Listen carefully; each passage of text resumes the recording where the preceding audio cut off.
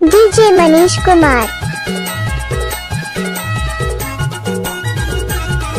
आप लोग सुन रहे हो डीजे बिरजू ध्रुवी के मिक्स गाना।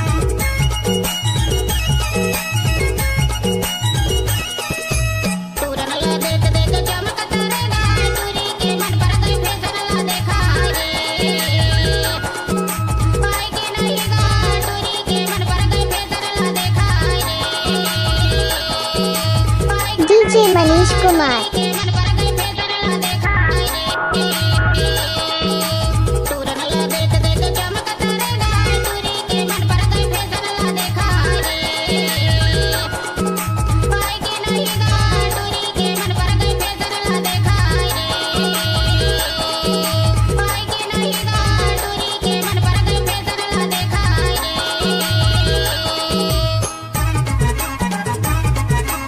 आप लोग सुन रहे हो डीजे बिरजू ध्रुवी के मिक्स गाना। डीजे मनीष कुमार।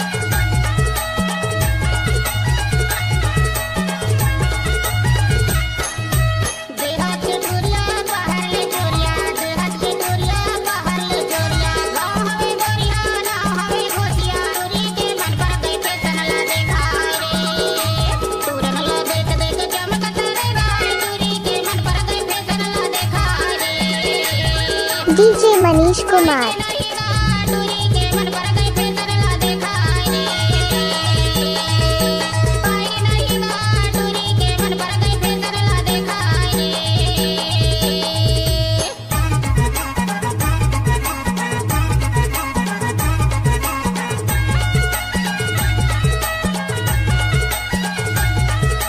आप लोग सुन रहे हो डीजे बिरजू ध्रुवी के मिक्स गाना। डीजे मनीष कुमार।